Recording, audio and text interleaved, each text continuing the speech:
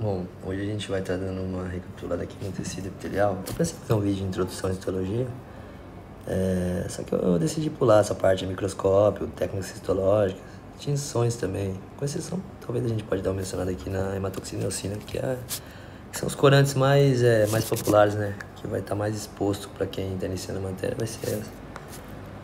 Eu acho importante também dar uma recapitulada em células, porque muita gente ou nem acabou nem vendo direito, ou faz tempo que viu no ensino médio, ou algum cursinho e acaba dando aquela enferrujada, né? Eu particularmente, assim, cheguei na faculdade sem nenhuma base, assim, boa de biologia. Química, nunca entrei numa aula de química, porque eu acabei no Enem, né? Algumas matérias eu eliminei. No Enem, uma pancada só em uma prova que eu fiz no eixo lá, eu consegui, no eixo de ciência da natureza, eu consegui eliminar biologia, química e física, ou seja, cheguei na faculdade sem saber nem nada de química, nada, daí ficou complicado na matéria de bioquímica, né? Mas, sim, ou seja, hoje é a matéria que eu podemos dizer assim que eu mais gosto. Por isso, para alguns pode parecer até banal, para outros é muito importante dessa recapitulada. O mais importante de tudo, para você aprender, para você aprofundar depois, tem que ter uma base mínima. Mas enfim, ó, princípio de tudo, vamos partir desde o princípio. Subpartículas atômicas, ou seja, elétrons, prótons e nêutrons, vão formar átomos. Seja um conjunto de átomos, dois ou mais átomos, vão formar moléculas, como por exemplo, moléculas de água, H2O, né? 2 átomos de hidrogênio e um de oxigênio vão formar moléculas de água. Ou seja, e já o conjunto de várias moléculas vão formar células, no caso. E tudo que a gente conhecemos vai ser formado a partir de união de várias moléculas, ou seja, conformadas, organizadas, organizacionalmente falando. Ou seja, então, essas moléculas vão formar células, né? E um conjunto de células vão formar tecidos, um conjunto de tecidos vão formar órgãos, um conjunto de órgãos vão formar aparato-sistema, por exemplo, aparato respiratório, aparato digestivo, aparato reprodutor, entre outros. Ou seja, conjunto de aparatos-sistemas vão formar organismo complexos e completos, que somos nós no caso, por exemplo. Mas vamos lá, o princípio da célula, bom, eu não me apego muito a conceito, assim, ficar decorando conceito, mas tem vários, aí fica a critério de vocês. Por exemplo, pode usar célula, unidade morfológica do ser, ou também a menor porção de protoplasma capaz de possuir vida própria, aí fica a critério de vocês.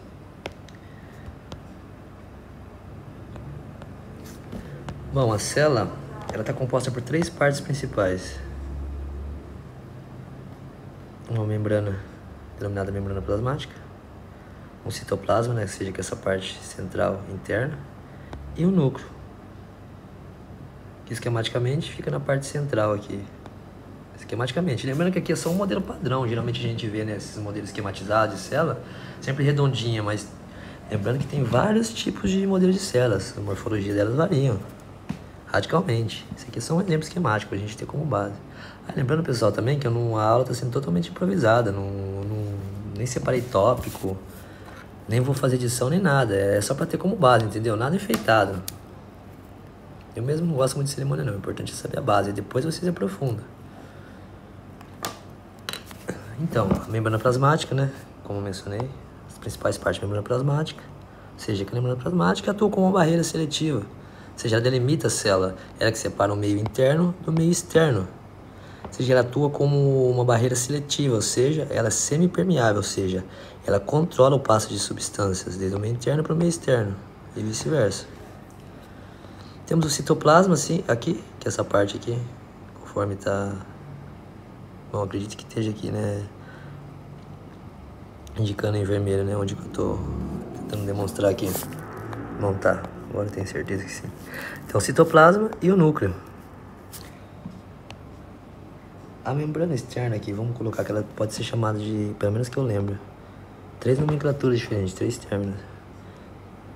Membrana plasmática,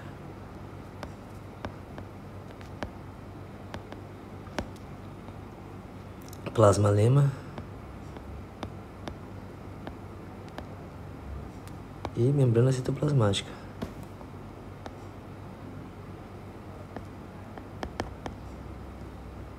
Plasmática, esses 3 nomes. não confunda, vai ser a mesma coisa. Lembrando aqui uma dica também, que vai servir de lição até mais adiante. Lema, ó, essa palavra lema. Lema sempre está relacionado com membrana, de alguma coisa. Sempre vai estar relacionado com a membrana, de alguma coisa. Lema.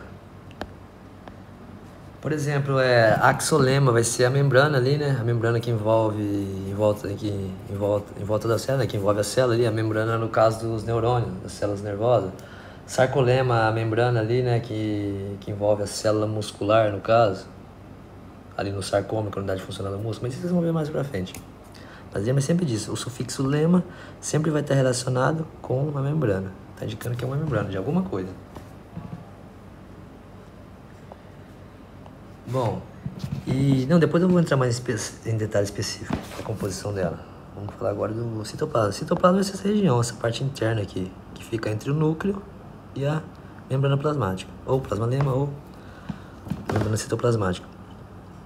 E temos aqui o núcleo. Citoplasma, deixa eu mudar a cor aqui para ficar um pouco mais organizado. Citoplasma.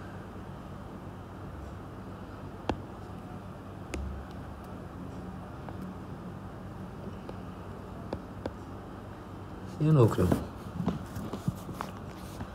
Lembra aqui que no núcleo também aqui, o que separa o núcleo do núcleo do citoplasma é outra membrana, que vai ser chamada de membrana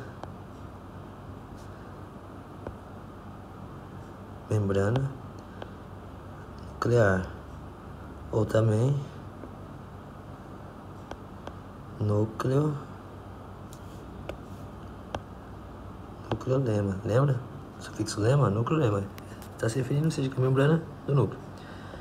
Ou envoltura nuclear.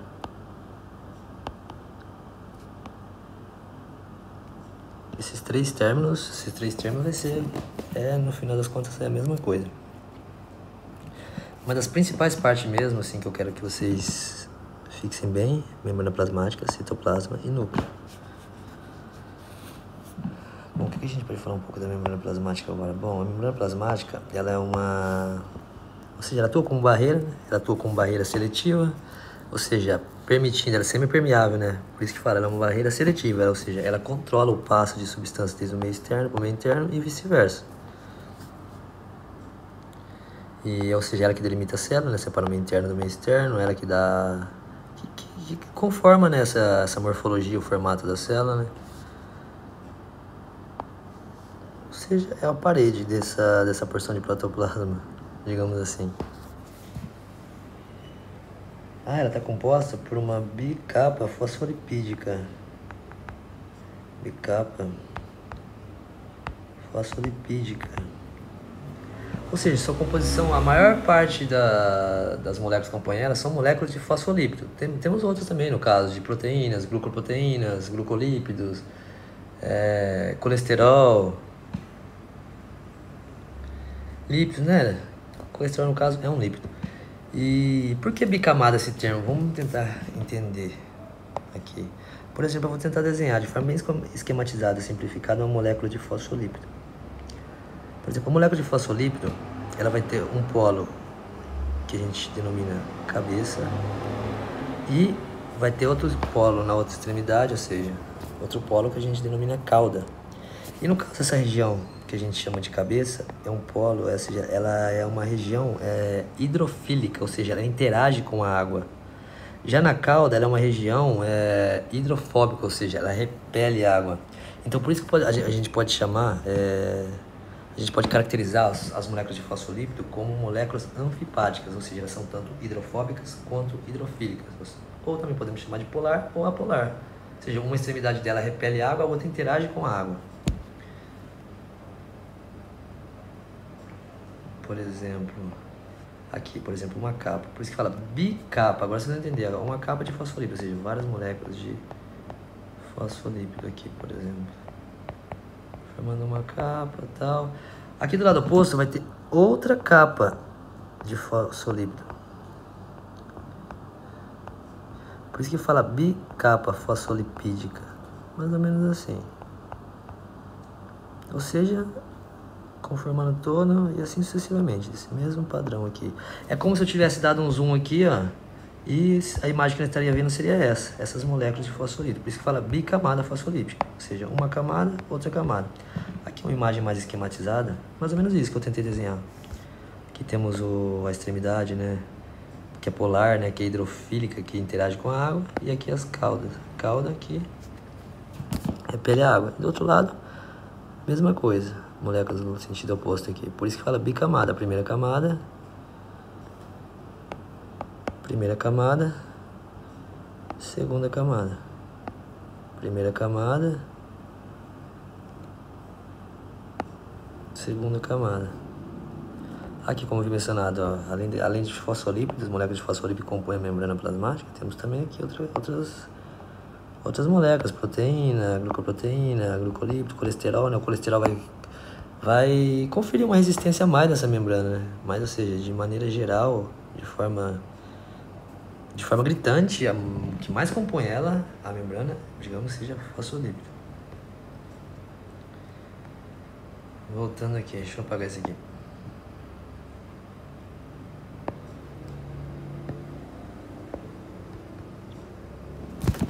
Agora só vamos falar sobre o citoplasma, né? Vamos ser bem rápido, bem simplificado, só para ter como base mesmo, tá, pessoal? Não vou aprofundar muito, senão o vídeo vai ficar muito longo. Aqui o citoplasma. O citoplasma é a parte interna aqui, ou seja, que fica entre o núcleo e a membrana plasmática.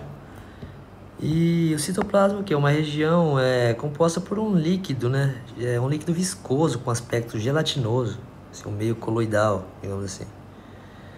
E nele vai estar suspenso diversas estruturas.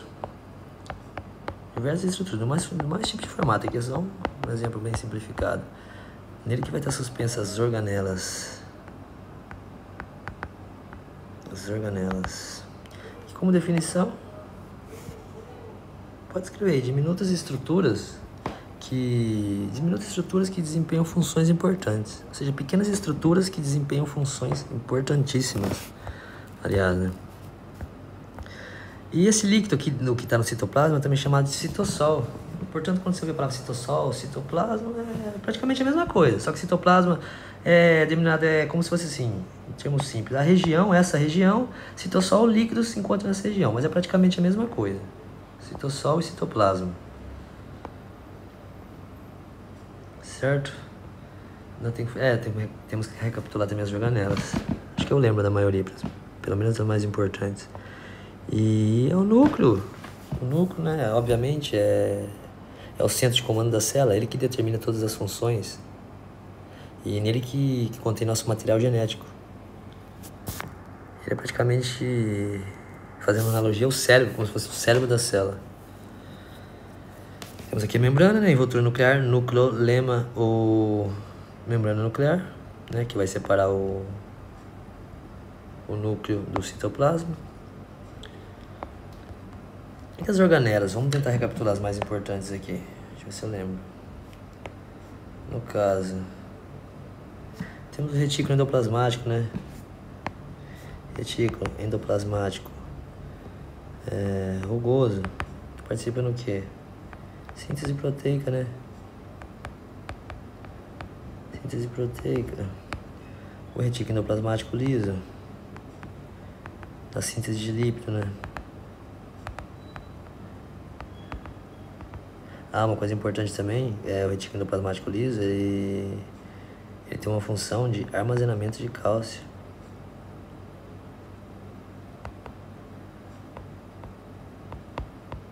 Armazenamento de cálcio. Ribossomas também, igual o retículo endoplasmático rugoso, participa da síntese proteica.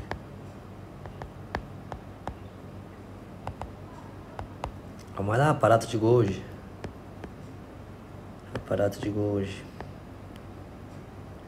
Também com o chamado de complexo de Golgi, né?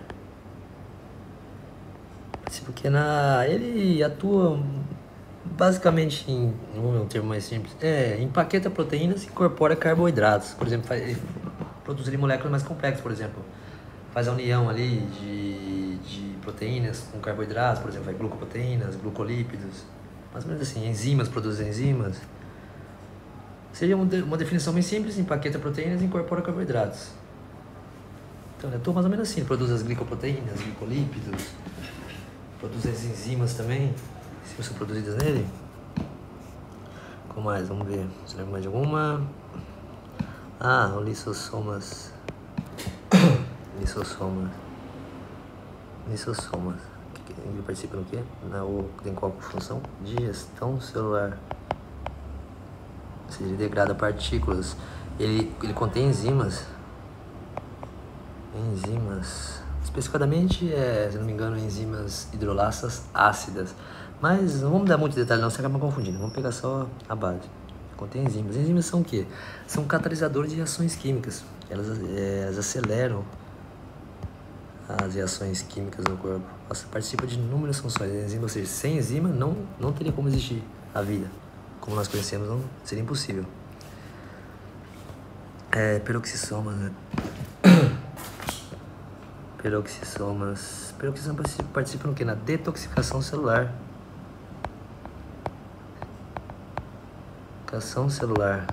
Ela degrada álcool, por exemplo, né? Deixa eu ver se eu lembro a forma molecular do etanol.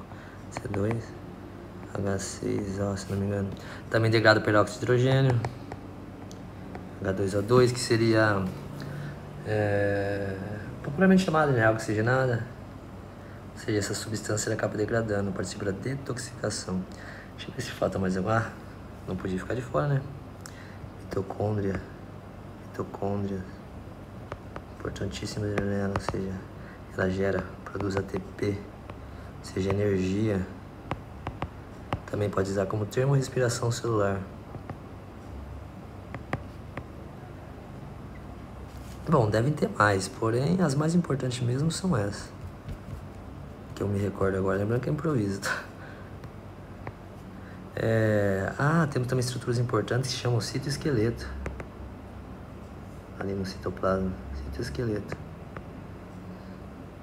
Como o próprio nome diz, cito, né, do grego célula, esqueleto, ou seja, são filamentos ali nessa região do citoplasma, ou seja, que dá essa estrutura da célula, o esqueleto da célula, que dá permite que ela mantenha esse formato, que ela não venha se romper, né, sofrer uma lises, que permite resultado, ou seja, são o esqueleto, uma rede de filamentos ali, um retículo de filamentos ali no citoplasma, que atravessa de um lado a outro, que permite a estrutura da célula. Provavelmente dito, o esqueleto da célula, como se fosse. E não sei se tem mais, mas que eu lembro dos mais importantes que é citado. Tem 3 tipos, que são os microtúbulos, que são os mais grossos. Não lembro exatamente o tamanho deles, que é medido em nanômetro, né, ou micrômetro. Microtúbulos. Só para questão de informação, a gente sempre vai ver esse termo, né? Nanômetros, micrômetros, mas a gente às vezes acaba nunca parando para pensar qual é o real tamanho disso. Quando se refere a nanômetro, o que quer dizer? Um nanômetro seria 1/1000º de milímetro, ou seja, tem que ser 1 milhão de nanômetro para valer por 1 milímetro, ou seja, você tem que pegar 1 milímetro, dividir por 1 milhão, esse resultado é 1 nanômetro. Nossa, é demais, é muito pequeno, né? E no caso de micrômetro, seria 1/1000º de milímetro, ou seja, 1000 micrômetros que vai equivaler a 1 milímetro, ou seja, tem que pegar 1 milímetro, dividir por 1000 e o resultado seria o real tamanho de um micrômetro.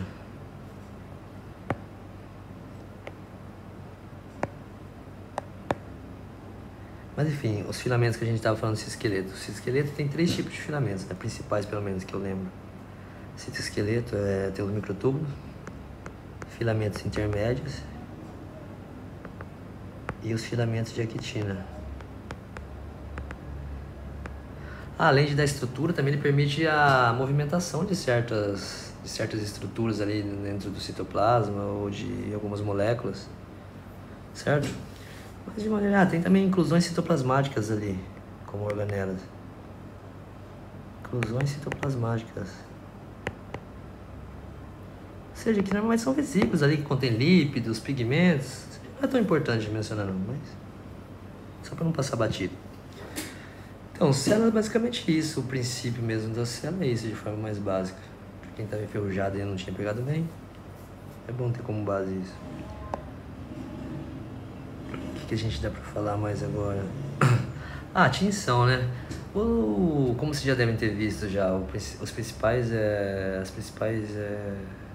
tintas, né, corantes que a gente usa na histologia. Os mais populares, né, que a gente vê mais é hematoxilina e eosina. Hematoxilina,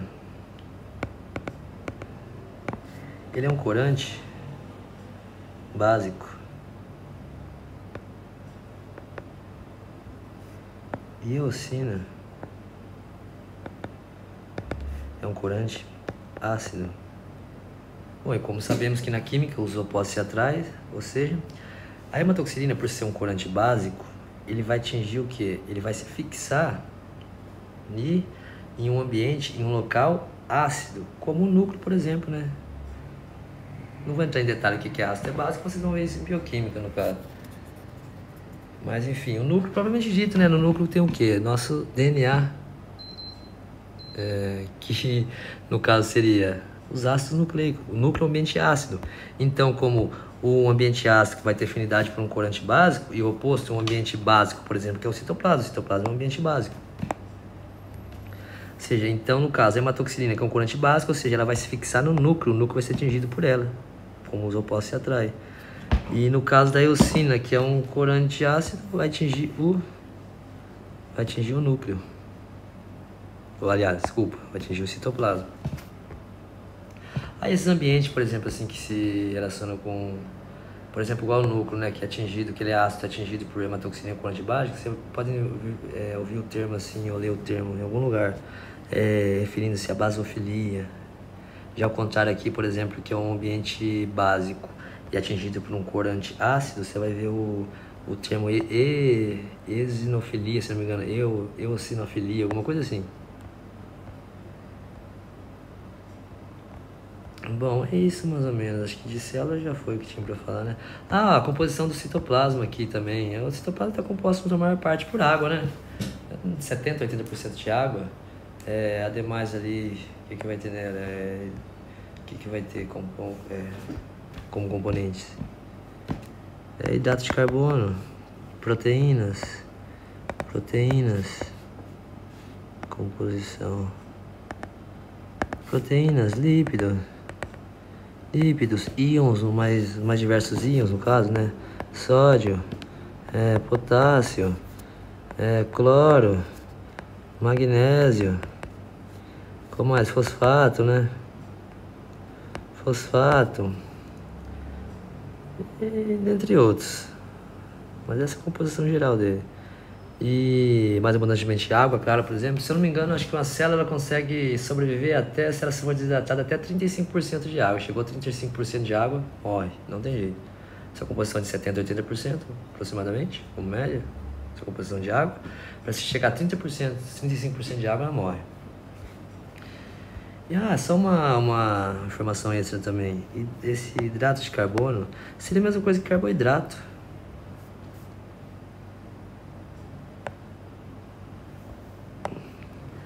Às vezes confunde esses termos para quem está iniciando. Carboidratos. Uma dica. Carboidratos geralmente é um termo utilizado pelos nutricionistas. Já os biólogos, quem dá aula de biologia, gostam de falar o termo hidrato de carbono. Já os bioquímicos gostam de falar, utilizar o termo glúcidos. Mas são todos a mesma coisa. Carboidrato, hidrato de carbono e glúcidos. Bom, acho que é isso. Falar sobre algumas especificações ali na morfologia da célula que a gente pode ver mais adiante ali. Deixa eu apagar essa imagem. Por exemplo, microvelocidades. O que seria microvelocidade? Microvelocidades, uma definição simples para ela seria o que? São prolongações citoplasmáticas que têm a função de aumentar a superfície de absorção, como por exemplo nas células do nosso intestino delgado mais especificadamente. Ou seja, ali que é absorvida uma grande quantidade, tem que ser absorvida nutrientes, ou seja, a célula tem essas especialidades para quê? Para aumentar a superfície de absorção e assim ter uma maior eficácia, né, na absorção dos nutrientes. Um exemplo assim, como eu mencionei, uma célula, por exemplo, tem esse formato. É só um exemplo.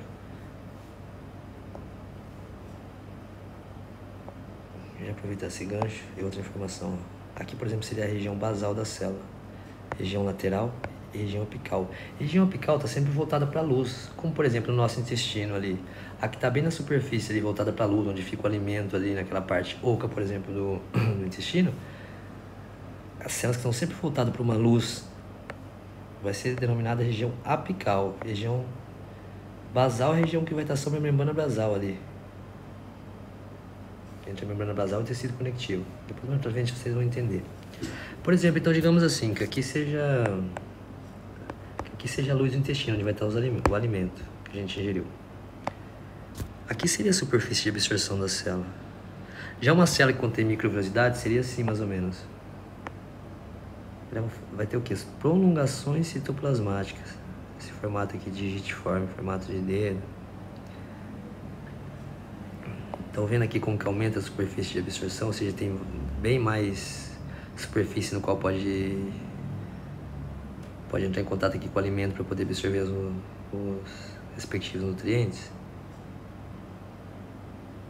Por isso que no intestino delgado ali, por exemplo, tem essas especificações no epitélio dele, ou seja, para melhorar o índice de absorção dos nutrientes. Já no intestino delgado, por exemplo, já não tem. Por quê? Porque ali praticamente se absorve só água e íons, no caso, água e íons. Já no intestino delgado é importante que tenha essa estrutura. Também, além de microvenosidade, temos cílios, né? Que são prolongações apicais. Cílios, né? Que eles saem dali também do citoplasma, ou seja, se projetam para fora da célula. Tem como função que é movidas a partículas, ou seja, bactérias ali, por exemplo, no seu epitélio respiratório ali, eliminar partículas. Ou no caso do útero também, né? Ali para mover o óvulo, né? Ovocito.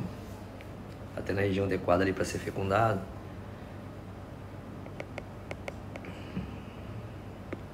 Mas enfim, vamos para o epitélio agora. A respeito que eu vi mencionar das extinções, eu mencionei só hematoxina e eosina, mas é importante que vocês estejam a par das outras também, que vocês vão ver. E que eu me lembro tem várias, técnica de Mallory, aspiral de Chive, Van Gilson, azul de metilena, azul de toludina, urceína, tinções de prata, né? Tinções de prata, tinha de fibra escolar, urceína, tinha de fibra elástica. Técnica de Mallory já vem fibra de colágeno. E por aí vai. Mas é importante que vocês estejam a par, não deixem de ver. Senão o vídeo vai ficar muito longo se eu falar, mencionar tudo, inclusive as extinções, se eu aprofundar algum detalhe dela. Então, de maneira geral, a gente tem 4 tecidos. Existem 4 tipos de tecido. Que é o tecido epitelial,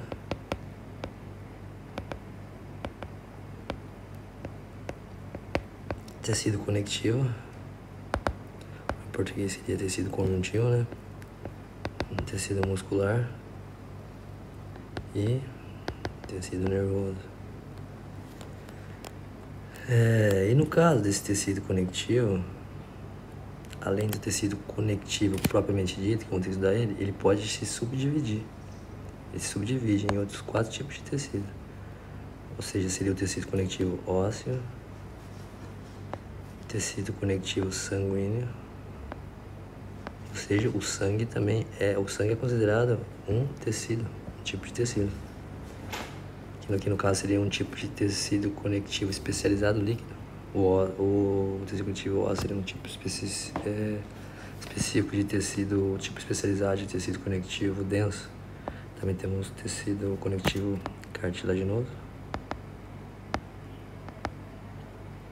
ou seja, que são os cartílagos, né? E o tecido conectivo hematopoético.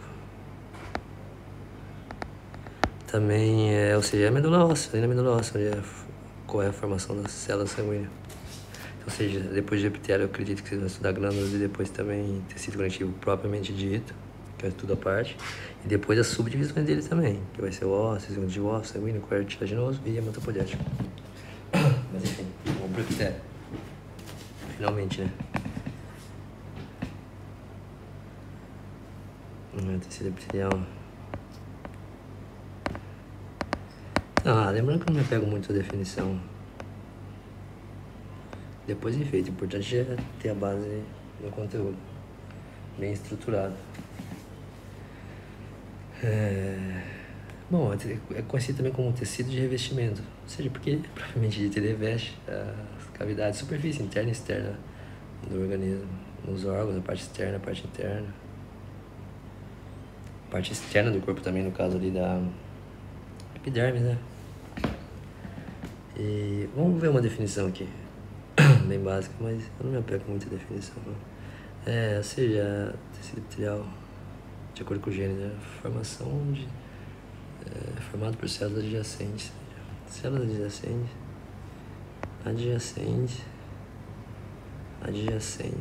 Quem não sabe, adjacente significa, seja, uma do lado da outra. Adjacentes. Unidas entre si. Unidas entre si, ou seja, atuando como barreira. Não, vamos colocar melhor. Revestindo. Entre si, revestindo. Superfície internas e externas.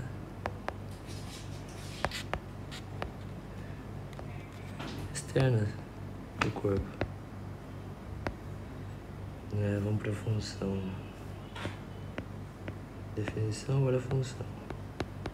Pessoal, depois a definição vocês colocam um jeito mais bonitinho, mais organizado, do jeito que vocês preferirem. Cadê a função? Deixa eu ver que cor que a gente coloca. Às vezes é tudo bagunçado assim. Mas eu não me importo muito com a estética. Antes eu ligava, tentava fazer de uma forma bonitinha, mas eu percebi que muita gente fazia de forma tão bonita e ficava um decoreba que no final das contas se perdia até. Fazia a mesma pergunta que a pessoa decorou em diferentes palavras, num diferente contexto, a pessoa se perdia. Então eu preferi o quê? Estruturar todo o conteúdo de uma forma mais abrangente na cabeça, de uma forma mais rentável quando você tenta acessar ou associar essas informações. Ou seja, para procurar estética, termos bonitinhos é fácil, o difícil é você ter um conteúdo muito estruturado, né? Bem estruturado na cabeça. Mas enfim, função. Função, assim, atua como barreira, né? Função, barreira, revestimento. Barreira, revestimento, ou seja, o que você vê de você tomar banho ali, de a água não adentrar pela sua pele e acessar os órgãos, ou seja, ir para os órgãos mais internos, os tecidos mais internos, porque você atua como uma barreira ali. Também secreção, a função é secreção, vamos colocar em espanhol. Secreção, por que secreção? Ou seja, porque ele compõe o epitélio, ou seja, os condutos das glândulas, ou seja, por onde passa a secreção ali, que vai ser excretada ou secretada, é composto por células epiteliais. Absorção também é uma das funções, absorção. Um exemplo no caso, ali no intestino, nosso intestino delgado, por exemplo, ou seja, ali os alimentos, ou seja, os nutrientes vão ser absorvidos ali, na mucosa intestinal. E que, por sua vez, a mucosa intestinal está composta por células epiteliais. Absorção também é proteção, né? Proteção contra danos mecânicos, podemos dizer assim, danos mecânicos. Ou danos mecânicos, ou a definição legal também seria resistência, contra atrações, resistência a atrações. Um exemplo, a pessoa ali segura no seu braço e puxa seu braço. Por que a sua pele não sai toda na mão da pessoa? Ou seja, tem que ter porque as células estão unidas entre si ali, né, fortemente unidas, que permite essa resistência, porque senão seria muito fácil. Ou sua pele toda descamar ali, você perder seu tecido, você romper, danificar de alguma forma, como por exemplo, você deglutir, engoliu, né, um alimento, ou seja, vai passar pelo seu esôfago ali, ou seja, vai exercer uma pressão, uma atração ali sobre aquela mucosa do esôfago. Ou seja, o epitélio, essa resistência dele, essas células unidas fortemente, que permite que ele continue intacto, ou seja, que não vai se descamar, não vai esfarelar todas as suas células ali, por exemplo. Bom, talvez tenha mais ter a definição, também funções, não sei se no livro tem, mas funções sensoriais, ou seja, percepção de calor, de frio, temperatura, essas coisas. Mas eu vou deixar só isso, depois esse é detalhe. Vocês pesquisem a fundo, depois fica para estudo individual. Um exemplo que eu vou dar. São células adjacentes, ou seja, células uma do lado da outra, o epitélio. Vou colocar esse formato aqui, cúbico, mas é só para para exemplificar. Ou seja, várias células unidas ali. O epitélio vai estar descansando sobre uma membrana basal, uma estrutura que é denominada membrana basal. E logo abaixo da membrana basal vamos ter o tecido conectivo, ou seja, mas outro tipo de tecido vai ficar para outra aula. Tecido conectivo. E aqui é a membrana basal. Depois eu falo um pouco sobre a composição dela, sobre a função, mas aqui só para ter um exemplo, para poder mentalizar. Ou seja, o epitélio vai estar descansando sobre a membrana basal, ou seja, vão estar ancorado aqui nela, fixado nela. O epitélio é avascular. Uma característica importante é saber que é avascular. Ou seja, ele não possui vasos sanguíneos.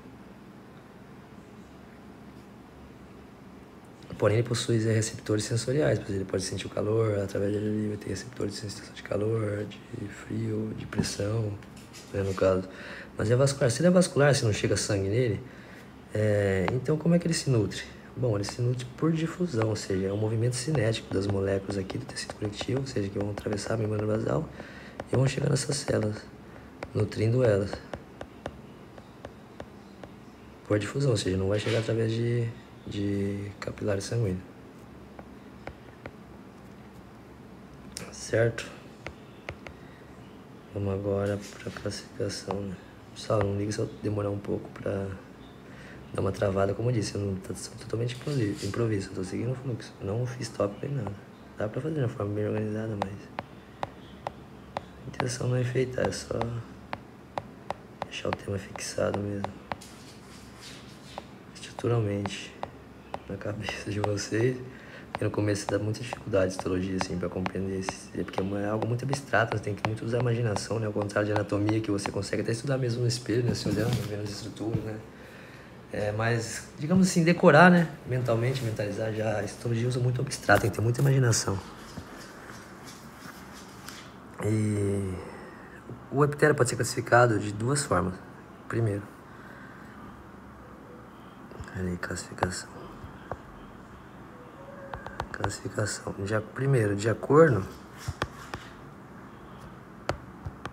Primeiro, de acordo com o formato da célula.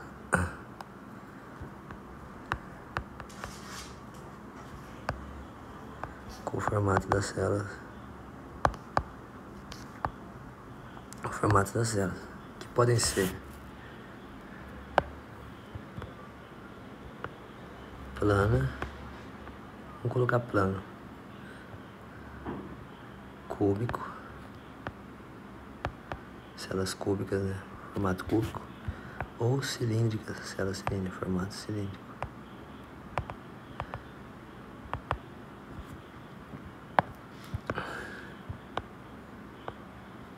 Outra forma de classificação vai ser o quê? A quantidade de camadas. Quantidade de camadas.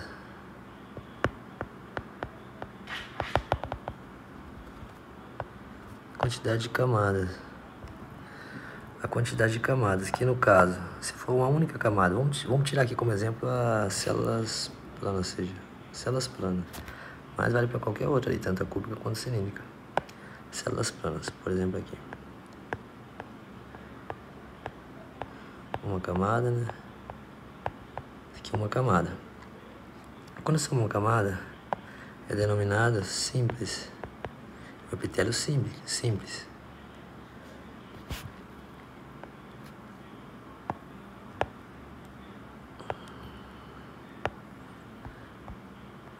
Quando tem mais de uma camada,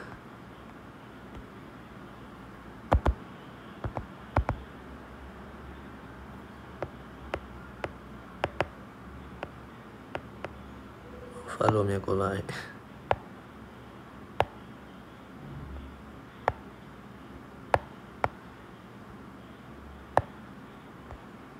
Quando tem mais de uma camada, ou seja,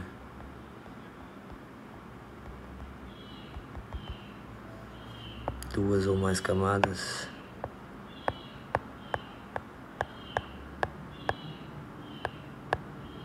é denominado estratificado.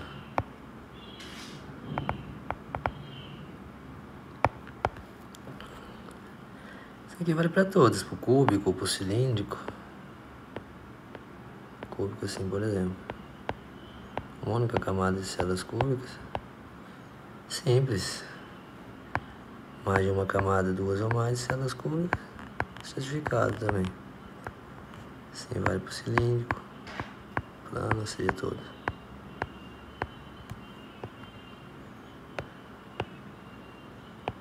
Cilíndrico.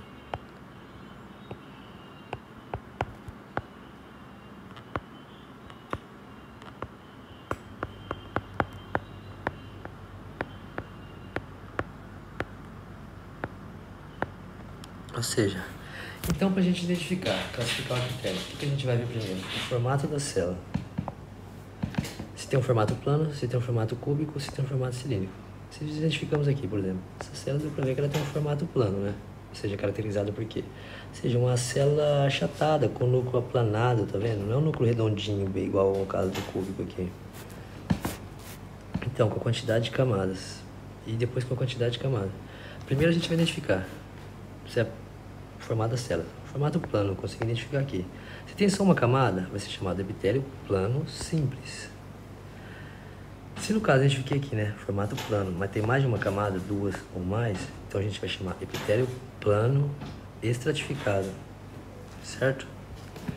Se no caso a gente identificou com formato cúbico, só tem uma única camada, epitélio cúbico simples. Se tem mais de uma camada, epitélio cúbico estratificado, da mesma forma que cilíndrico simples ou cilíndrico estratificado, entendeu? Primeiramente, formato, depois quantidade de camadas. Se for só uma camada, simples. Se for mais de uma camada, estratificado. Não tem erro, né? Temos dois tipos aqui também que se diferenciam dessa classificação, que vai ser o epitélio cilíndrico pseudo-estratificado, ciliados com células falciformes. Depois a gente chega lá. E o de transição também, conhecido como urotélio, mas depois a gente chega lá. Vamos dar um foco aqui agora. Vamos lá então para o epitélio plano simples. Onde que a gente encontra esse tipo de epitélio? Plano simples, ou seja, células formato plano, compostas por uma única capa. Esse epitélio também ele é conhecido por revestir grandes cavidades do organismo, como endotélio e mesotélio, como por exemplo o mesotélio seria a pleura pulmonar, o pericárdio, e no caso de endotélio seria o que? A parede dos vasos sanguíneos, a cavidade interna do coração.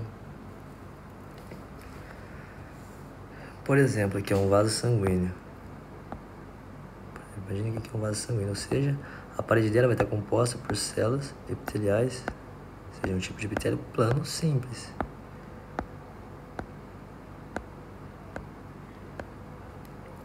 E nesse caso, ele é denominado endotélio. Então, o endotélio o que seria então, resumidamente, para não ter confusão? É um epitélio plano simples, ou seja, mas ele é denominado endotélio pela sua localidade, que seria ali nos vasos sanguíneos, na parede dos vasos sanguíneos. Mas o endotélio seria um epitélio plano simples, só chamado de endotélio porque está ali na parede dos vasos sanguíneos.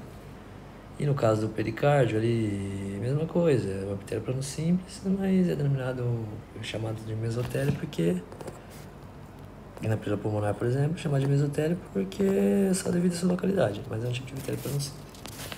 Ou seja, então onde que a gente encontra esse epitélio plano simples? Seja na cápsula de Bowman. Escreve em espanhol, tá? De Bowman.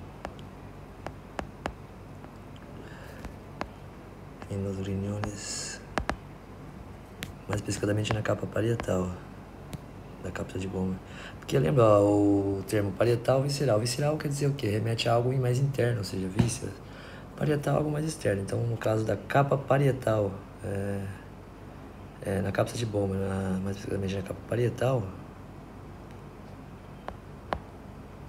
a gente encontra o epitélio plano simples. Cápsula de Bowman, onde tem mais, seja a parede dos vasos sanguíneos, né? Os vasos sanguíneos, conhecido como endotélio. Como já me mencionei, pleura, pericárdio, nos alvéolos também, nos alvéolos pulmonares. Nos alvéolos, se eu não me engano também, no condutos semicirculares ou semiauriculares, agora me esqueci, no ouvido interno. Semicirculares. No ouvido interno. O conduto auditivo interno. Onde mais a gente encontra? Depois a gente vai pra uma colinha ali nos slides pra gente poder identificar. Bom, vamos agora já. Epitélio plano simples. Aqui um exemplo.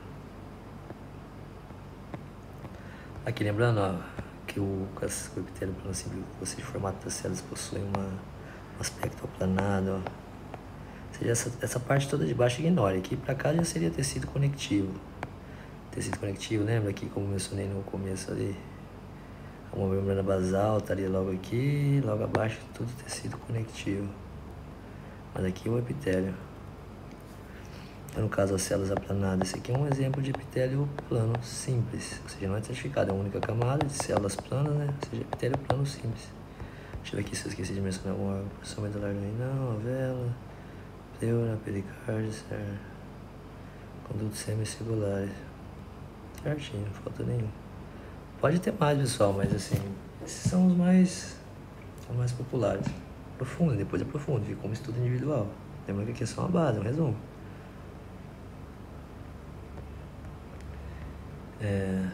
Vamos agora para o cúbico, né?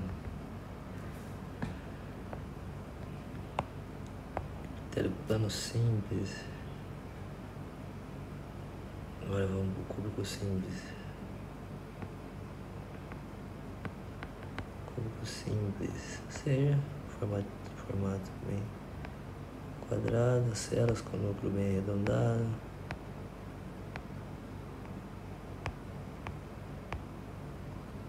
Onde que a gente vai encontrar ele, no caso? Folículo da glândula tireoide. Da glândula tireoide. Como conduto excretor de muitas glândulas também. Condutos excretores de muitas glândulas. Depois quando você estudar a glândula, você vai entender porque, por exemplo, assim, imagina que é uma glândula. Glândulas, vou dar um spoiler já. Glândulas, ou seja, são formadas a partir da vaginação do epitélio. Imagina que aqui tem um epitélio, certo? Ele vai se vaginar ali já desde o processo embriológico ali, formação embriológica. Vai se vaginar e formar glândulas. Aqui seria um adenômero, a porção onde é armazenada e produzida a secreção. Imagina que aqui tem a secreção. Aí seja o conduto aqui para onde vai sair a secreção, para ser excretado na superfície. Esse conduto é composto, né? Ou seja, de células epiteliais, no caso, muitas delas, não é só do tipo cúbico simples, mas muitas delas em formato cúbico simples, entendeu? Por isso que aqui, ó, conduto excretor de muitas glândulas.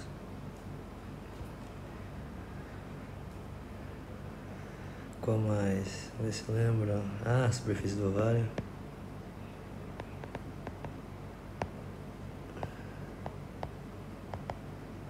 Vamos pra colinha agora, ver se faltou um. Cadê? Cúbico simples, folículo da tireoide. Glândula pequena, conduto excretor de glândula, superfície do ovário. Tubo renal, esqueci. Mas eu acabo lembrando que isso não tem como esquecer. Tubos renais. Depois a gente até vê na outra imagem ali. Tubos renais, tanto o tubo contorcido proximal quanto o túbulo contorcido distal. E no dutos coletores, condutos coletores também. Túbulos renários. Acho que é isso. Vamos ter um exemplo agora. Aqui, ó. Folículo da tireoide. Tá vendo?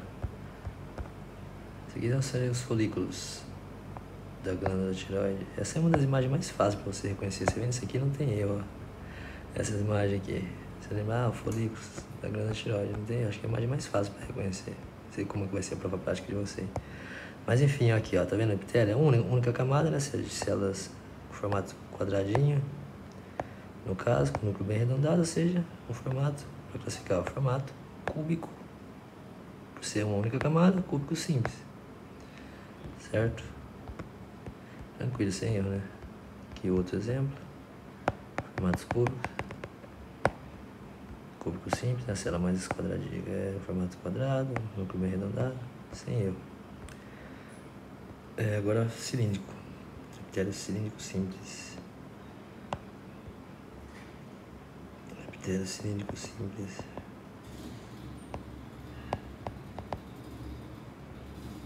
Cilíndrico simples. Esse formato cilíndrico também não tem erro, bem fácil de fazer, né? Célula, geralmente nunca é arredondado, mas não é regra, pode ser um pouco achatado também, mas geralmente está na região basal. Lembrando, né, pessoal, que a região basal é a região que está próxima à membrana basal, e região apical da célula, ou seja, está direcionada geralmente à luz, ou seja, superluz, que seria no caso uma cavidade oca, né, da célula. Região lateral, basal, apical. E no caso cilíndrico simples, ele pode ter alguma estrutura específica algumas especificações desse epitélio, depois eu menciono. Onde a gente encontra ele? Praticamente em todo o sistema digestivo, com exceção o superior, né, ali na boca, na língua, que é outro epitélio. Depois a gente chega lá. Desculpa. Por exemplo, onde que a gente vai encontrar ele? Deixa eu mudar a cor disso aqui para ficar um pouco mais didático.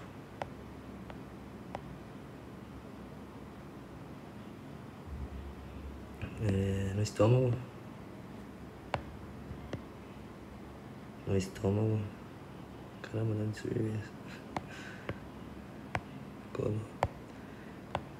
No estômago.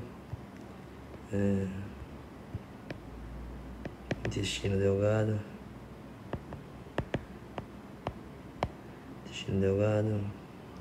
Intestino grueso.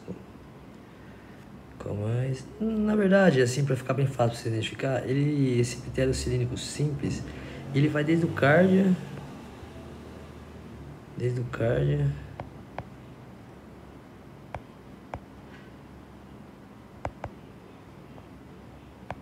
até a porção ali que vai iniciar o ânus no prato digestivo.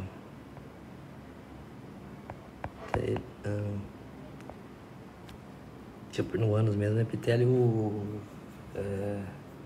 se eu não me engano, é simples plano estratificado, aliás. Mas enfim, ali do cárdia, eu não sei se vocês já estudaram isso em anatomia ou nesse próprio histologia, na histologia não, provavelmente não. Mas o cárdia ali, a porção ali de fronteira entre o esôfago e o estômago. Vai ser um esfíncter ali, que separa o esôfago do estômago. Vai até o começo do ânus, no caso, desse epitélio cilíndrico simples.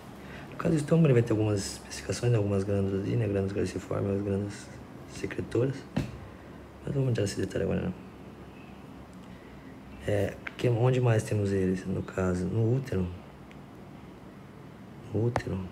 Nas tubas uterinas, são da trompa de Falópio também, né? Trompa de Falópio. Onde mais? Deixa eu lembrar. Bronquiolos. Não confunda bronquiolos com brônquios, viu? Bronquiolos. No caso das trompas de Falópio, vai ter estrutura especializada, que vai ser os cílios. Lembra que eu mencionei anteriormente? Cílios. O que eles vão fazer esses cílios? Lembra que eu falei quando as funções é mobilizar partículas? Imagina que está a célula, no caso, imagina que está essa célula, várias células cilíndricas, né? No caso, ali na trompa vai ter vários cílios, prolongações citoplasmáticas. Bom, não vou falar a composição dos cílios muito detalhe, que vocês vão ver isso em biologia. Devem estar vendo já. Esses cílios, o que vai acontecer? Imagina o óvulo ali, por exemplo. Esses cílios vão movimentar o óvulo, vão jogando ele, ou seja, para até levar na região ali para ser fecundado. Vai movimentando. E esses cílios vão se movimentar em dois tipos, em um movimento chamado golpe efetivo e golpe de retorno. Se não me engano, até no Gênesis menciona isso. Imagina como, por exemplo, uma plantação de trigo. Não bate o vento assim, ele se move rápido, depois ele vai voltando lentamente. Mais ou menos assim que se movimenta o cílios, empurrando as partículas para uma direção desejada. Assim como, já vou dar um spoiler, no epitélio respiratório, por exemplo. Ali, bactérias ou poeira, qualquer partícula assim desejada que esses cílios vão jogando, movimentando, para tentar expulsar isso das vias respiratórias. Bom, agora vamos falar do epitélio cilíndrico pseudoestratificado, que a gente não havia mencionado ele. A gente falou do... seja a classificação, que vai ser de acordo com o formato das células e de acordo com a quantidade de camadas. Temos também dois tipos de epitélio aqui que eu não havia mencionado.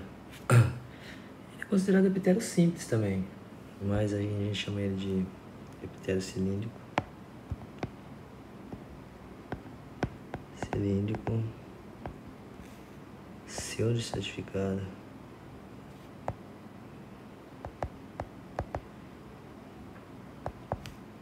Ciliado com células caliciformes.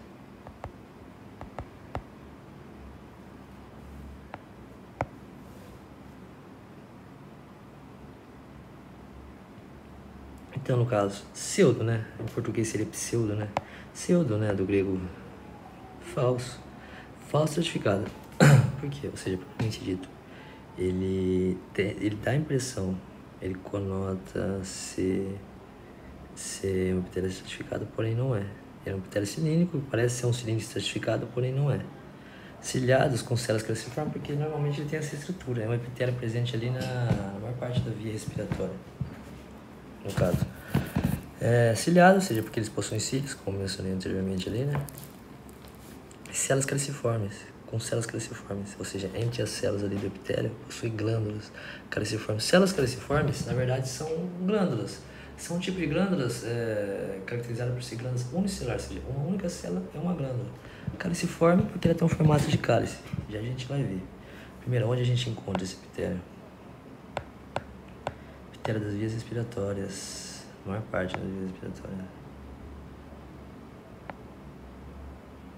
Onde a gente encontra ele? Na traqueia. Brônquios. Lembra que eu mencionei para não confundir brônquios com bronquiolos? Bronquiolos vai ser um epitélio... A gente encontra os bronquiolos epitélios cilíndricos simples. Bronquiolos já nos brônquios. Epitélio... Células certificadas ciliares com células caliciformes. Se não me engano, a gente encontra ele também na laringe. Na nasofaringe. Eu vou conferir aqui, tá? Que eu não tenho certeza. No traqueia e brônquios eu tenho certeza. Em seguida eu confirmo pra você. Lembrando que eu tô bem enferrujado na histologia, foi anos que eu não vejo. E vamos ver se a gente acha um exemplo dele. Aqui, pra gente identificar, ó. Uma forma de identificar ele, o quê? Ele parece ser um epitélio estratificado, mas não é. Daí que vem seu nome, é pseudoestratificado. Para identificar ele, ó. Todas as células, ou seja, todas as células descansam sobre a membrana basal. Lembra? Membrana basal. Todas as células vão estar aqui descansando na membrana basal. Porém, não é todas que vai chegar até a superfície. Por isso que ele dá esse aspecto de ser pseudo-estratificado, assim, mais ou menos. Ó. Ou seja, todas as células vão estar descansando, ou seja, vão estar ancoradas ali na membrana basal, mas não é todas que vai chegar até a superfície. E entre eles aqui vai ter células caliciformes. Quando estiver atingida com ácido peroxístico, essas células caliciformes vão estar com aspecto pink, bem rosado. Aqui entre as células entre as células epiteliais aqui vão ter células caliciformes, que são glândulas unicelular. E essas células caliciformes, elas secretam muco. Muco, o que seria muco? O famoso catarro. Ou seja, é uma proteína que é composto, a maior parte, não só, né, mas principalmente por glucoproteína, que é mais ou menos 75% de hidrato de carbono, ou seja, carboidrato, e uns 25% de proteína. É composto por outras moléculas também, mas principalmente essa, ou seja, o catarro. E qual que é a função dele? É lubrificar, ou seja, ajudar ali na defesa, ou seja, o que acontece? Lembra que eu falei quando as funções dos cílios? Esse epitélio também vai ter cílios, além das células caliciformes, por exemplo, nas vias respiratórias. Ali vai ter bactérias, vai ter poeira, vai ter partículas ali, antígeno, partículas estranhas que não faz parte. Ou seja, vai acontecer esse catarro, esse muco, né? Vamos usar um termo mais técnico. Esse muco, ou seja, vai grudar essas partículas, vão ficar grudadas nele. E o que vai acontecer? Esses cílios vão começar a dar aquele golpe de efetivo, golpe de retorno, ou seja, vão começar a mobilizar. Por isso que muitas vezes a gente tem aquela pigarra, ou seja, sobe aquele muco. Ou seja, é uma forma do corpo se defendendo.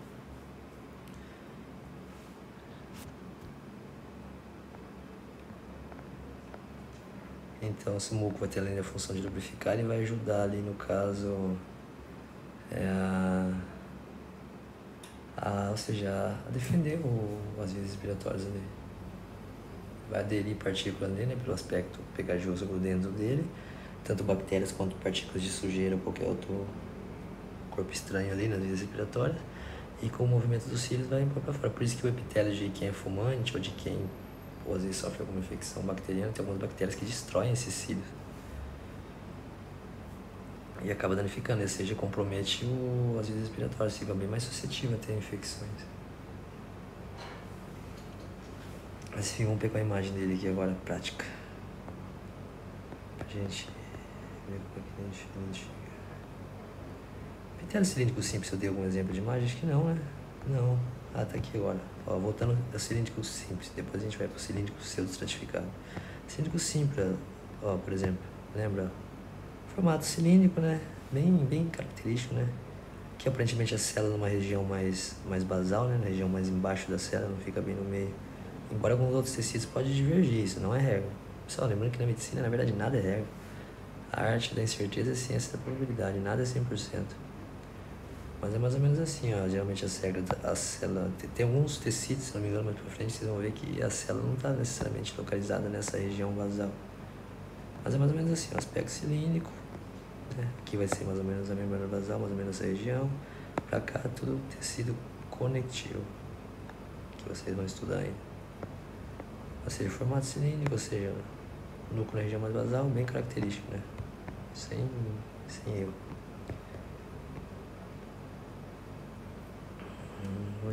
Vesícula biliar não veio mencionado, também a gente pode botar na vesícula biliar. Glândulas da mucosa, sim, já foi parte do estômago, mencionei. Não, o resto, mencionei. Aqui, ó, o pseudoestratificado. Cilíndrico pseudoestratificado, ciliados com células caliciformes. Ó, lembra que eu falei, para identificar ele melhor, todas as células praticamente, ou seja, descansam, estão ancoradas aqui na membrana basal. Como se a membrana basal tivesse aqui, por exemplo. Na verdade ela está, né? Mas ou seja, para imaginar que não dá para ver ela bem definida com essa descrição. Ou seja, estaria aqui, ou seja, todas as células praticamente descansam na membrana basal, mas não é todas que chegam até a superfície. Essa aqui, por exemplo, vai ter aqui, essa outra vai ter aqui, tá vendo? Não é todos que chegam até a superfície. Ou seja, por isso que ele dá a impressão de ser estratificado, mas na verdade ele não é. Para ser estratificado, todas as células não poderiam estar aqui descansando sobre a membrana basal, teria que estar uma em cima da outra. Mais ou menos assim, ó. As células caliciformes, olha aqui elas, por exemplo. Essa aqui, uma célula caliciforme. Que outra célula caliciforme. Essas células que são produtoras de muco, produtoras do catarro. Células caliciformes porque tem um formato de cálice, realmente. Por isso que eu gosto de histologia, algo abstrato. Você tem que realmente imaginar, forçar a mente, interpretar. Eu particularmente gosto. Aqui outra célula caliciforme. Célula caliciforme, célula caliciforme, célula caliciforme. E aqui tá os cílios, ó. Então, ou seja, algumas partículas aqui, ó, seja sujeira, seja bactéria, vai estar aqui, ou seja, vai ser secretado um muco. Ou seja, além de lubrificar, né, a mucosa ali. Lembra que mucosa, pessoal, pra quem não sabe, mucosa se refere ao quê? A cavidades internas, que reveste interna, por exemplo, ali dentro da sua boca, mucosa, dentro do seu estômago, de toda a cavidade interna, da mucosa. Então, no caso da mucosa da via respiratória, assim, é composta por esse tipo de epitélio, né? Epitélio cilíndrico pseudoestratificado. Então, por exemplo, imagina ter partículas estranhas, de sujeira ou micro-organismo ali, por exemplo, aqui na superfície da sua mucosa, ali das suas vias respiratórias. Ou seja, vai ser secretado o muco, além de lubrificar, né? Ou seja, vai permitir, ou seja, que se grudem essas partículas aí, né? Pra você ter um aspecto viscoso, pegajoso. Esse cílios vai movimentando a filangópia até expulsar para fora. Aqui para baixo, tecido conectivo, né? Membrana basal, tecido conectivo e onde a gente está, nosso tema agora, epitélio, de toda essa região. Toda essa região. Dessa linha para baixo, a gente tem membrana basal e tecido conectivo. E o epitélio, toda essa parte. Bom, acho que deu para esclarecer, né? Que é essa parte, sim. Vou falar agora do urotélio. Depois eu vou conferir, tá, pessoal, se são só essas, se realmente a faringe pega. Aquela laringe, se eu não me engano, ela tem um epitélio, não um epitélio uniforme. Ela, uma parte dela é um epitélio, na outra é outra, entendeu? Se eu não me engano, uma parte dela pega ainda o cilindro certificado, ainda na faringe. Depois eu vou conferir, ou você mesmo confirma aí. O importante é que traqueia e brônquios é certeza, entendeu? Vocês sabem disso, que no traqueia e brônquios é certeza. Agora vamos falar do epitélio de transição, também chamado de urotélio.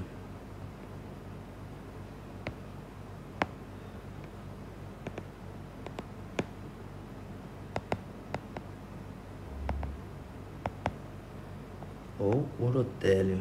Da mesma forma, lembra que eu mencionei? Que é sobre no caso dos vasos sanguíneos, que é denominado endotélio, ou seja, é a mesma coisa aqui. É o tipo de epitélio que é epitélio de transição, porém, devido à sua localidade, né, que se a gente encontra ele nas vias urinárias, é chamado de urotélio.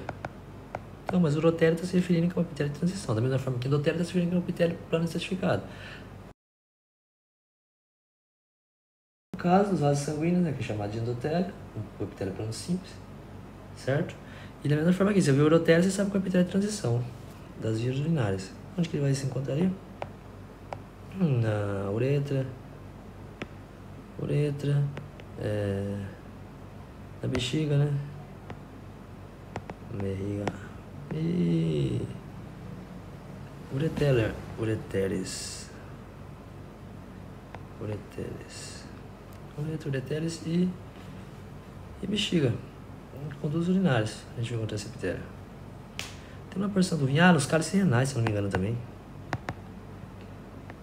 Cálices renais, ali é onde tem as papilhas renais, que é onde que vai gotejar, desembocar a urina que foram formadas. Os cálices renais. Acho que é isso, para identificar ele, ó. Ele tem um aspecto bem curioso, vamos ver aqui. Cadê? Aqui, epitélio de transição. Repare, ó, o formato dele, para identificar ele não é tão difícil, porque ó, ele, por exemplo, ele tem várias camadas. Alguns cientistas, digamos assim, alguns estudiosos no caso, consideram como um epitélio estratificado, mas outros não. Mas enfim, o epitélio de transição ele tem uma característica especial porque ele tem várias camadas de célula. Porém, ele pode o quê? Imagine como uma bexiga de fato, uma bexiga de aniversário.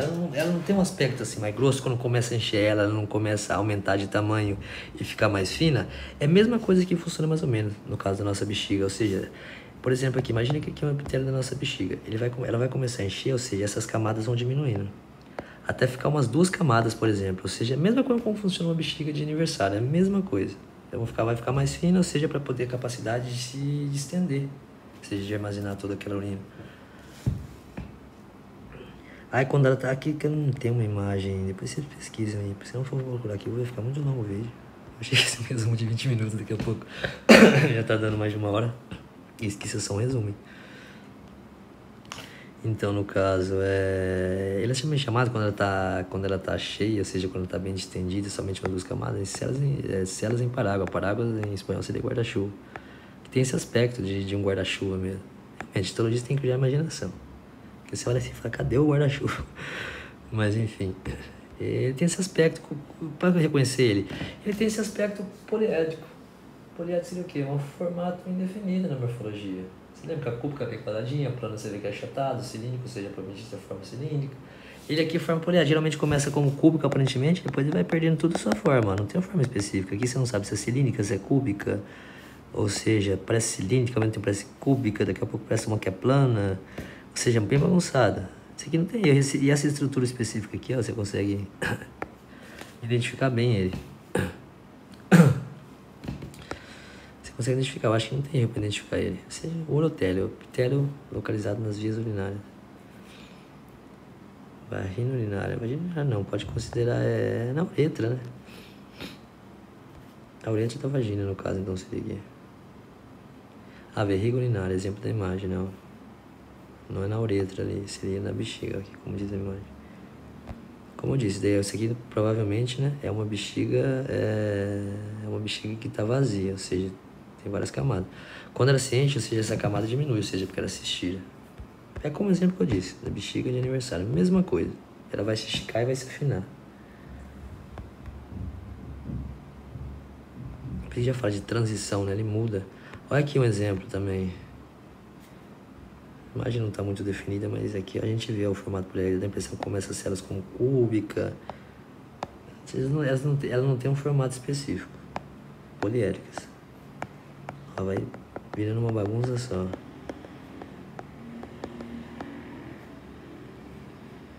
seja, só lembrando, o epitélio corresponde a toda essa parte aqui para cima dessa linha.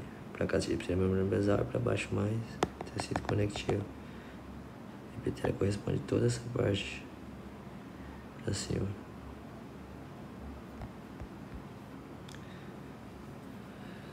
Escamoso, também é verdade. Eu vou mencionar outro detalhe aqui, ó. Escamoso pode ser chamado também epitélio plano simples, cuboidal, óbvio. Você pode ver também no epitélio plano simples o termo pavimentoso, o epitélio pavimentoso. Por que pavimentoso? Esse formato, você já deve ter visto algumas ruas por aqui, aquelas ruas que não são de asfalto, são aqueles blocos, né? Aparentemente de concreto ou de, sei lá, de que composição é feita aquilo.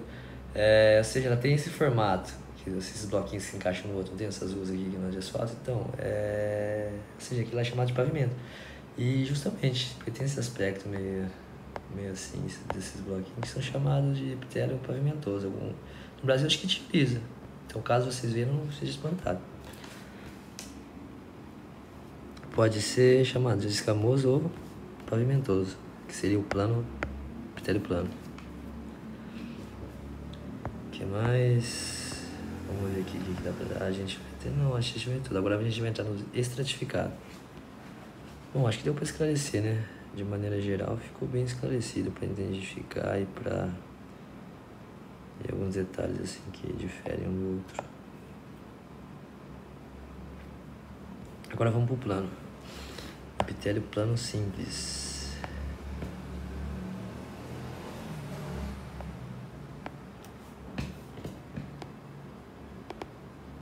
Aliás, plano estratificado, desculpa.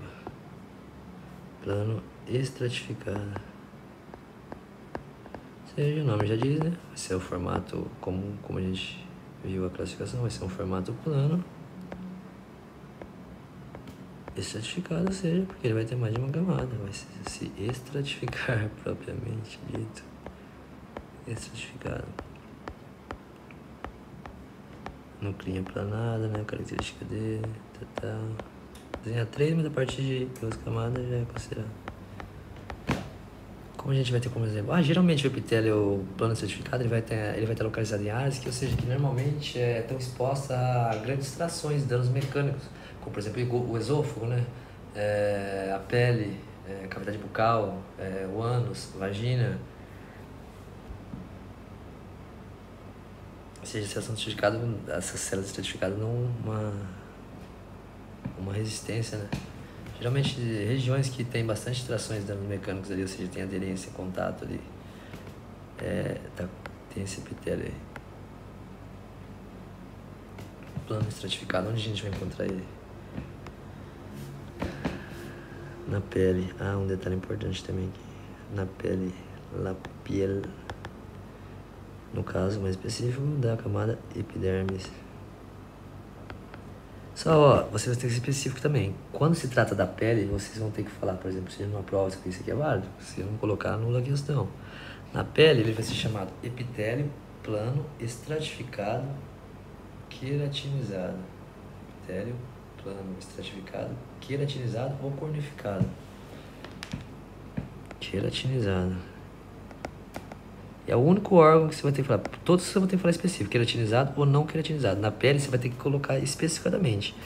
Epitélio plano. Qual epitélio? Um epitélio assim presente na pele, na epiderme, é chamado epiderme. Epitélio plano estratificado queratinizado. Por que tem que ter essa especificação? Porque realmente a pele vive o tempo todo descamando as células da pele. E quando ela descama, o que acontece? Ela perde seu núcleo, ou seja, e o citoplasma é preenchido com queratina. A pele vive descamando, no caso. Eu vi uma vez que parece que, eu não lembro o valor exato, mas o que eu lembro é mais que 50% da poeira que a gente vê em casa, na verdade, é de pele humana. O tempo todo descamando, no caso. Nossa, os ácaros que vivem na nossa cama, no nosso colchão, vivem o tempo todo se alimentando de pele descamada, de restos de pele nossa. Ou seja, quando você deita, não importa qual sozinho você se sinta, você nunca vai estar sozinho, tá cheio de ácaro, por isso colchões, travesseiros adotados, eles ficam ali se alimentando de resto de pele. A pele vive o tempo todo descamando. Então, no caso da epiderme, você vai ter que especificar plano estratificado queratinizado. E os demais órgãos você tem que especificar também, falar não queratinizado. Por exemplo, o esôfago. A gente conta esse epitélio no esôfago também. Esôfago. Os demais você vai especificar. Epitélio do esôfago. É um epitélio plano. Aliás, epitélio plano, estratificado, não queratinizado. Vagina, mesma coisa. Vagina, mesma coisa. Fauces, né? Que seria bochecha em espanhol. Fauces seria bochecha. Vamos colocar cavidade bucal na interna, cavidade bucal. Cavidade bucal. Qual mais? Agora não tô lembrando, esôfago. Cavidade bucal. Vai ter mais, agora não tô lembrando, mas os principais é esse. Vamos ver se a gente acha uma colinha aqui, se não mais um. Cavidade bucal. Ânus também, se não me engano, vai ser esse tipo de epitélio.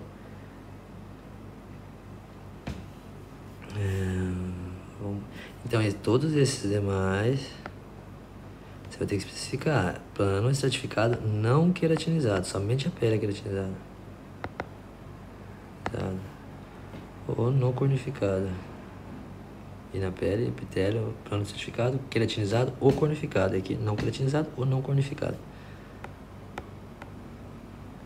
Vamos ver se a gente acha um exemplo dele aqui. Realmente vai ter esôfago tingido com Van Gierson.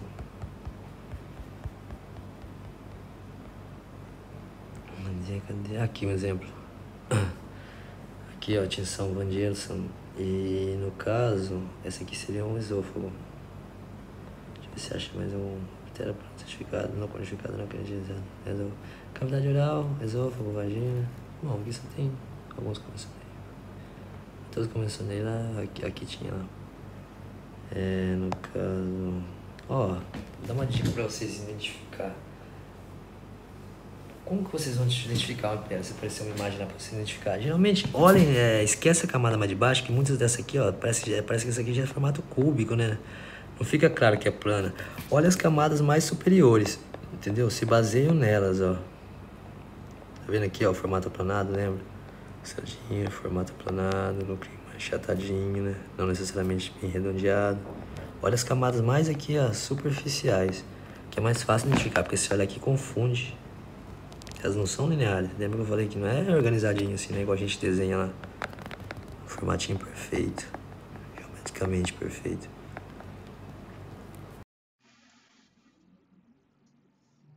Bom, e no caso agora, cúbico estratificado.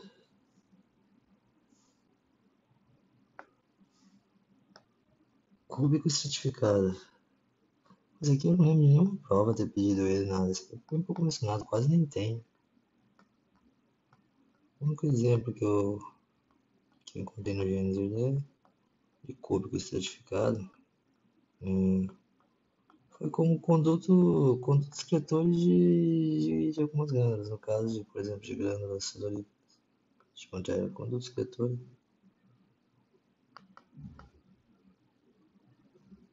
Excretor de algumas glândulas. Algumas glândulas. Por exemplo, glândulas sudoríparas. De glândulas sudoríparas, no caso. Conduto excretor de glândulas sudoríparas.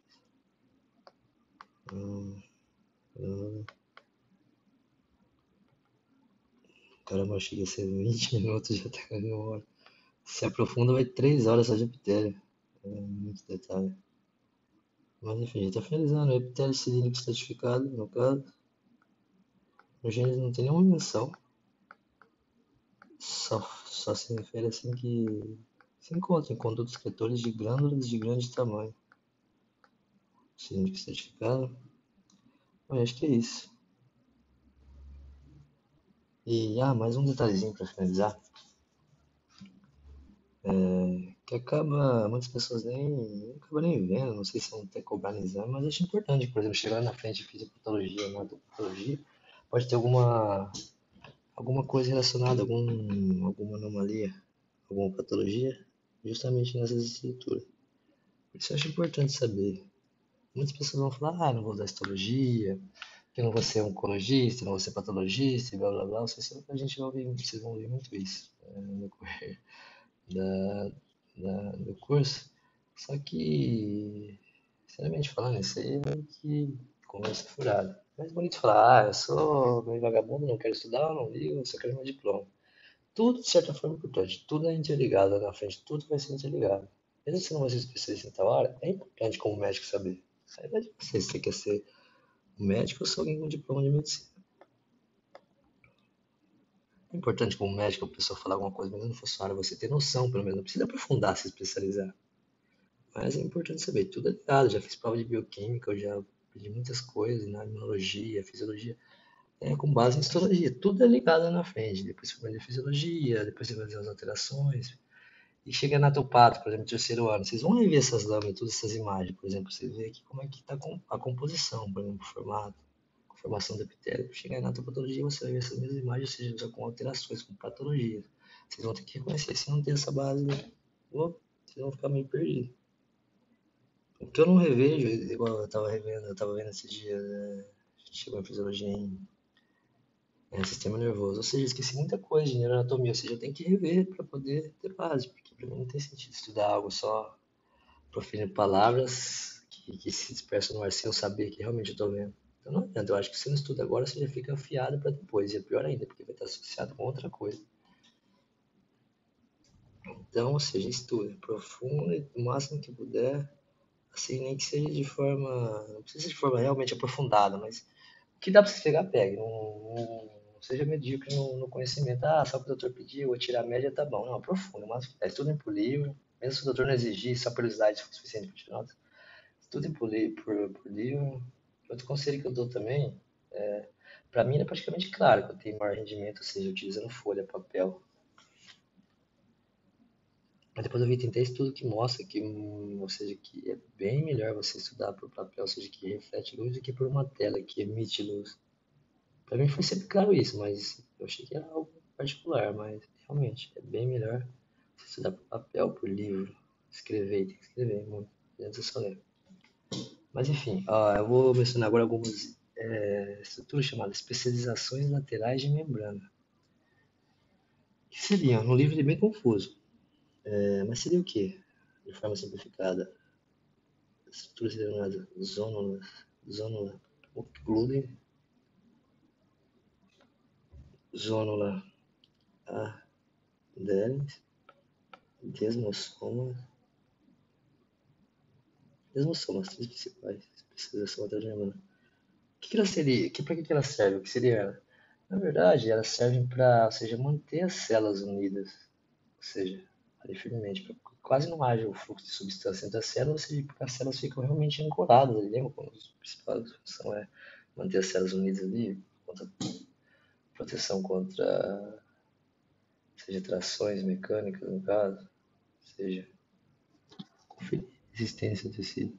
Então, por exemplo, de forma mais simplificada, imaginamos que aqui temos duas células. O formato da célula é relevante, só para dar como exemplo. O que acontece? Aqui na porção mais apical da célula, nessa porção mais superior, nas duas, vamos ter aqui estruturas especializadas, que vai ser nessa, no caso, ser a zona ociclude, que são também chamadas de uniões oclusivas, ociclude. Ou seja, ela que vai ancorar uma célula na outra, ou seja, se manter unida.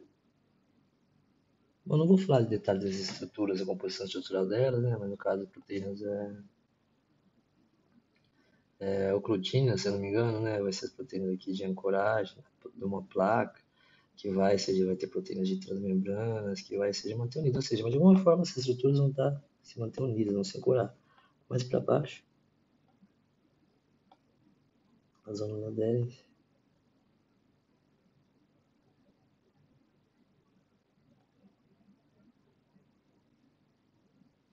Também uniões de aderência. Aderência. As duas aqui também, né?